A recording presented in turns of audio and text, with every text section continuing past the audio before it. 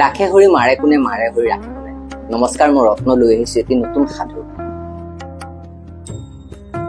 এবাৰ এজন বণিক, বহু বছৰ আগৰ কথা, বণিকজন নিজৰ বেপাৰৰ পৰা ঘৰলৈ আহি আছিলে।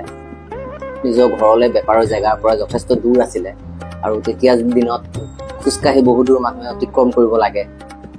ভৰ দুপৰীয়া জুলাই মাহ, তেওঁ খোজকাঢ়ি ঘৰলৈ আহি আছিলে। তেওঁ বৰ ভাগৰ লাগিলে। ডাঙৰ এজোপা বৰগছ দেখিলে ৰাস্তাৰ কাষতে। তেওঁ ভাবিলে অলপমান জিৰাই লওঁ। তেওঁ বৰগছজোপাৰ তলত জিৰাবলৈ গ'ল। তেওঁ ধুনীয়াকে কাপোৰ এখন পাৰি তাত জিৰাবৰ কাৰণে শুই পৰিল। তেওঁ বৰগছজোপা দেখি তেওঁ মনলৈ এটা প্ৰশ্ন আহিলে যে ইমান ডাঙৰ বৰগছ আৰু ইয়াত ফলবোৰ ইমান সৰু সৰু।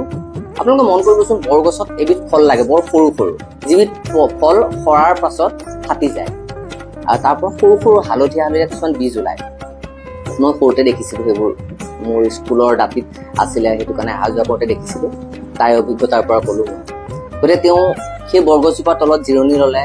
সেই সৰু সৰু ফলবোৰ দেখি তেওঁ ভাবিলে আমাৰ কোমোৰা গছ, লাও গছ ইমান সৰু সৰু গছ, কিন্তু কোমোৰা আৰু লাওৰ ফলবোৰ ইমান ডাঙৰ আৰু ইমান জোপা বৰগছ হৈ তাৰ ফলবোৰ ইমান সৰু। সেই কথাটো মনলৈ আহিল। অকমান হাঁহিও উঠিলে। তেওঁ ধুনীয়াকে অকমান শুলে। হঠাৎ সেই গছজোপাৰ পৰা এটি ফল তেওঁৰ মূৰত পৰিল। তেওঁ সাৰ পালে। সাৰ পাই তেওঁ আচৰিত হল। তেতিয়া ভগৱানক কলে, কোটি কোটি প্ৰণাম প্ৰভু, মোৰ চিন্তা আচলতে ভুল আছিল, শুদ্ধ আপুনি। যদি এই বৰগছজোপাত সেই জাতীয় এটা প্ৰকাণ্ড ফল লাগিলহেঁতেন, কোমোৰা আকাৰৰ বা লাওটোৰ আকাৰৰ, তেতিয়া আজি মোৰ কি হলহেঁতেন? নিশ্চয় মোৰ মৃত্যু হল হয়। এতিয়া বুজি পালো। গতিকে এই জীৱন নাটৰ যি পৰিচালনা, ঈশ্বৰে সুন্দৰভাৱে পৰিচালনা কৰি আছে।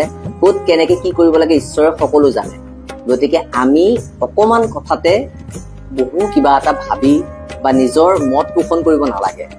ভগৱানে যি কৰে সেয়েহে কওঁ, ভালৰ কাৰণে কৰে। ধন্যবাদ। আকৌ এটি নতুন কাহিনী লৈ আকৌ আহিম আপোনালোকৰ মাজত।